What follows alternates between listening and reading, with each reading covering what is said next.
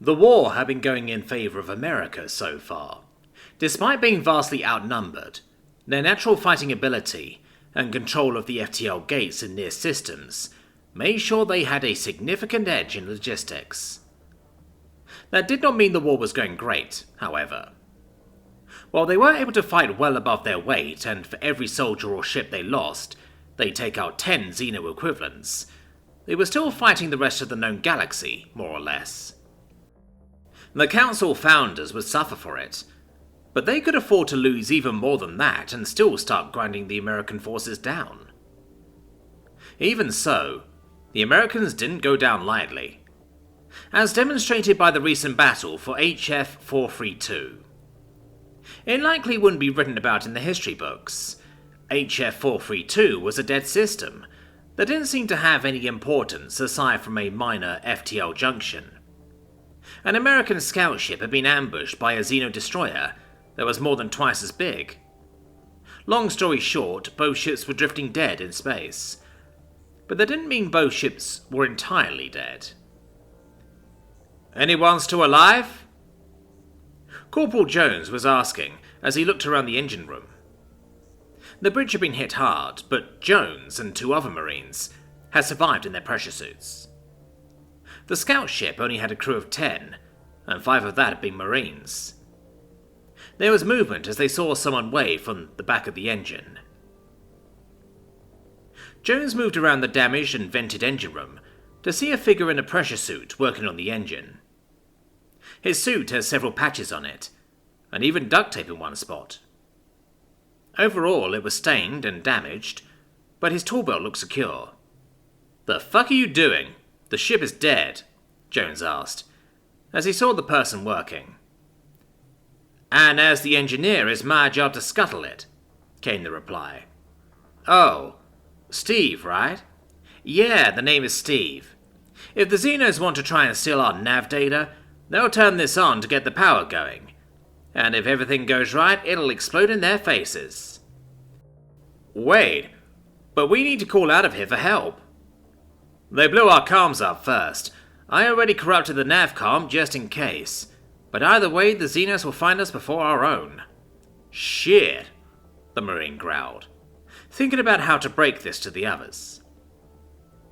As he thought it over, though, he looked through a hole in the side of the ship and saw the Xeno cruiser drifting across from them. "Hey, what about their ship?"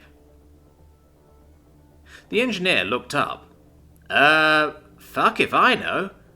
I've never worked on a Xeno ship before." "Whatever. An engine is an engine, right?" "No, not even close." "Do you have any better ideas, Steve?" The engineer sighed and finished tinkering with the engine before shrugging. "Fuck. I guess it's that or just waiting to die in space. Get the others." Jones nodded and retrieved the other 2 Marines who had been trying to salvage the bridge, to no avail. Howie and Tina met up with Jones and Steve in the engine room as they climbed through the hole to stand on the outside of their dead ship. "What makes you think we can turn it back on?" Tina asked. "We've got no idea if I could even start it up were it not wrecked in battle," Steve replied, clearly full of optimistic confidence. "But it's dying here for sure, or maybe dying over there. Only got so much oxygen left." "Thanks, Steve," Jones muttered. Tina and Howie jumped free, boosting towards the craft, but before Jones could, Steve stopped him. "Hey, I'm in an engineering suit. You're the ones in the marine pressure suits. You gotta carry me." "Oh, sorry. Nearly forgot." The Marine gripped the engineer under his arms, boosting across the void towards the destroyer. The dead planets of the system far away to their side. The 4 humans entered the Xeno ship the same way they left their own, through a hole in the side of it. They were up on the bridge, which had been smashed up pretty bad in the attack. Steve couldn't fit in any of the small chairs as he leaned over a seat, typing on the console. "There's some power left, I think. I got no idea how to transfer it from up here. We need to get into engineering." The engineer led the Marines deeper into the Xeno ship. they were passing floating bodies of the Philas. Most people call them fleckos because they look like geckos mixed with flies. He didn't like the look of the dark interior, as their headlamps swept over the corridors, on top of being full of dead bodies. The shape was all wrong. Finally, they found the path to engineering, a massive blast door sealed in front of them. Steve tapped on a panel, which hissed at him and flashed red. I'm guessing that means it's locked or still sealed against the pressure of the vacuum. He looked around then, and pointed to another pressure door they could seal behind them. There wasn't any power to it, but there was a manual override. The problem was the bolt seemed to be missing a lever, or handle to turn it with. Maybe you need to solve a physics puzzle to find the last piece you need, Howie said. Maybe you're an idiot, the engineer muttered, as the Marines laughed. Instead of going searching, he just pulled a wrench from his tool belt and fastened it into place. I don't think these guys ever figured a single person could do something like this. He began to turn the wrench, slowly lowering the blast door into place as the machinery creaked and groaned. Why wouldn't they just leave something in place to lower this? Tina had asked, as the engineer slowly lowered it. 'Cause they're pussies, the engineer grunted out as he kept turning it. Finally, the blast door was sealed as he detached his wrench. I'm fairly sure none of them have the strength to operate this on their own. Probably got a robot to do it or something. They turned back to the engine room, and Steve stepped up, tapping on the control panel once more. This time it beeped at him, and there was a hiss as the door opened, oxygen rushing in to fill the makeshift airlock. As the door slid up, they saw the light inside, and were met with the surprised faces of what had to be 20 fleckos. They had swords, and some sort of energy torch, and a number of nasty-looking melee weapons. The Marines braced when a shining light came down, and they started to dance. It was some sort of high-pitched Xeno music, as they broke into a team dance choreography of some kind. What do we do? Howie asked nervously. We're totally getting served. Are you fucking kidding me? Steve asked, and pulled out an old, worn 1911 from his tool belt, shooting one of the fleckers through the head, immediately breaking their rhythm. Fucking shoot them! Oh, yeah, Jones muttered, as if the thought hadn't occurred to him. The Marines raised their guns and started firing. 3 Marines and an injured engineer against 20 elite fleckos. It was a massacre. Dancing and melee weapons did not hold up well against automatic weapons, and a 45. They weren't even fast enough to make the Marines need to lead them. Once they were dead, greenish-blue blood splattered across the walls and machinery. The Marines checked their weapons, while Steve moved forward, pulling bodies off the consoles he needed to check. You can get this up and running, right, Steve? Tina was asking, as she watched him work. No idea. Just trying to figure out where they have the readings. Yeah, but it's an engine, and you're an engineer. Why the hell does everyone assume I can fix any kind of engine? Besides, even if I get this turned on, I'm not a pilot. What? You can't fly this thing? I thought engineers knew how to do that stuff, Jones said. You're the Marines. You know how to hotwire tanks and fly assault craft, right? No. We were never trained to do that. Then why does everyone assume that I'd be trained in that other shit? You wouldn't ask an Opkin to help an oncologist, would you? They simply stared at him and he shook his head. Never mind. It's all like energy and power and electrical stuff though, right? Didn't you go to college? Jones was asking. To a party college. It was all booze and coers and a haze for 4 years. Regardless, I'm an engineer on human systems, and specifically ship engines. This is xenoengineering. You expect me to just come in here and take a look at this panel and... He was looking at the panel and tapped on a few buttons. There was a hum through the ship as they felt it shift. "It's got some impulse power. It has some sort of emergency system to take us to a nearby station." Jones opened his mouth, but Steve pointed at him. "Not a fucking word. You guys got lucky this time."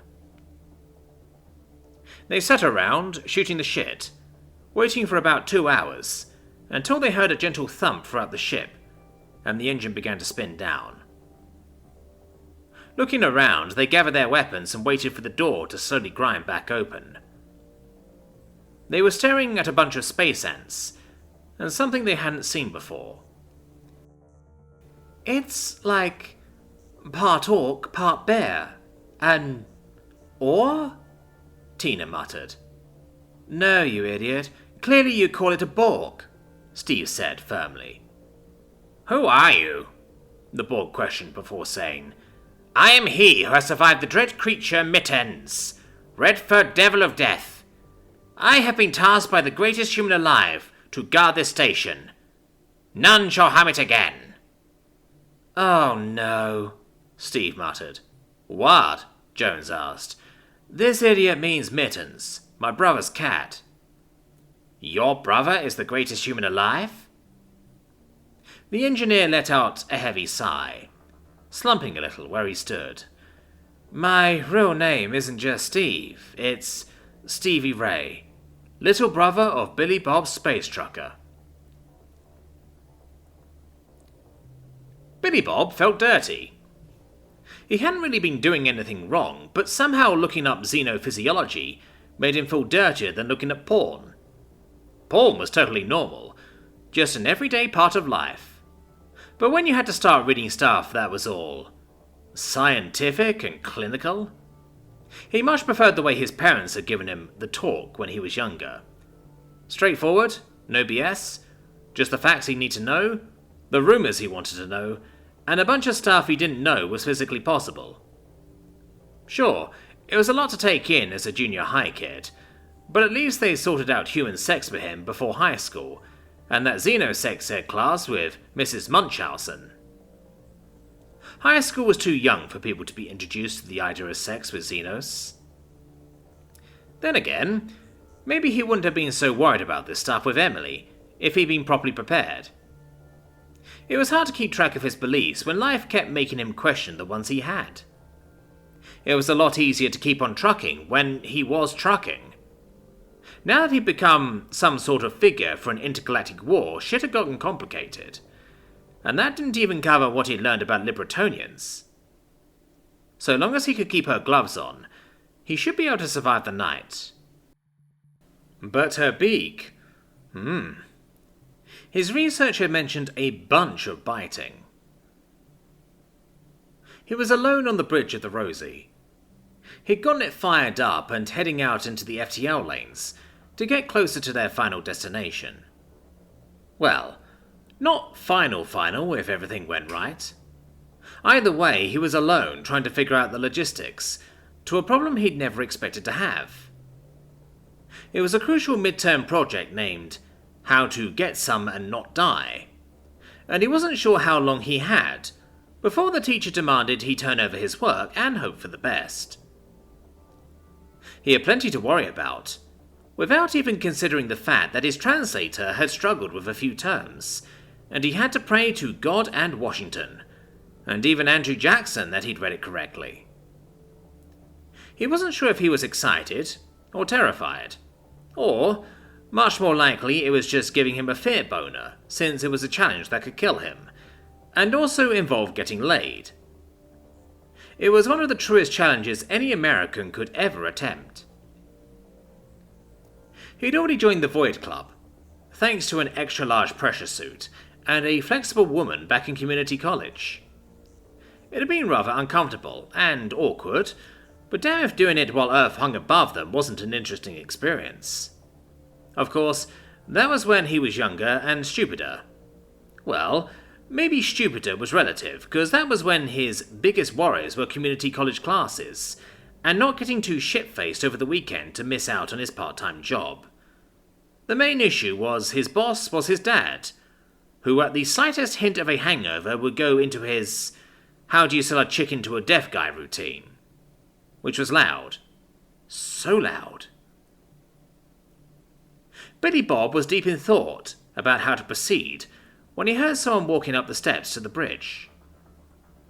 He quickly typed on the consoles, closing out the extranet windows and doing a quick check to see if anything had sound going that he might have missed. Once he was satisfied everything was off, he turned the screens back over to the navcomp and internal systems he was actually supposed to be looking at. "Hey, Billy Bob. All up here on your lonesome?" Emily said, as he leaned back and smiled at her. She leaned in to rub her cheek against his for a moment, and glanced at his consoles. "Wow, we're already this far along? Have you been flying through my whole sleep cycle?" "Hey, it's a big fat ship, but that doesn't mean it's slow." He smiled at her, and rubbed a hand along her side. "The space hamsters should be waking up soon, right? Then I guess we should talk with their... what do they call their leader?" "A Khan." Billy Bob arched his brows at that. "What? Those fuzzy fat little hamsters? There's gotta be something wrong with my translator. Hold on." He scrolled through his translator to figure out what was going on. He called them space hamsters. A group of hamsters was called a horde. Oh! His translator figured the leader of a horde should be a Khan. Well, time to change that. A little more custom input and... Okay, tell me again. "The fluffiest big shot fancy pants." "Excellent," Billy Bob said with a wide grin, as Emily wondered just what it was he'd done. She knew he was up to something. So far it seemed like he was going to have to learn how to settle in and relax, and share piloting the ship with the hamsters, since when they woke up he knew they'd offered to help him fly the Rosie. He should really spend more time with Emily, and talk with their fanciest pants to figure out what the plan was for ruining the galactic government. "You know..." Emily slowly slipped around his seat, sliding into his lap. Once more he was a little surprised at her weight compared to her height. He knew he should expect it, but it was hard to retrain a brain to relative weights after a lifetime of heavier gravity. "We're all alone." She rubbed a hand along his jaw as he blinked. He wasn't ready for this. "Mr. Billy Bob, sir?" He heard a voice squeak up from the stairs. Thank God. "Coming." He picked Emily up. "Sorry, it looks like we're out of time." She huffed as he set her to the side, and walked down towards the approach horde of hamsters. Come on up. You're the new bridge crew?" There was about 8 of them, which for Xenos was a skeleton crew to do what he was doing on his own. "Yes, Mr. Billy Bob. Can you throw us around, please?" "Sorry, but not until after your shift is done." They all let out a collective groan. "Sorry, but it tires you little fellas out too much. Can't have you dozing off on the job, can we?" He rubbed their heads as he walked past, followed by Emily, as he looked for their fluffiest big shot fancy pants. It took him a bit of time to discover all of the rest of the space hamsters were in the mess. He saw the big top hat of Mr. Monopoly and shouted out, "Ah, there you are, my good hamster," which seemed to startle the figure, who hadn't been facing him.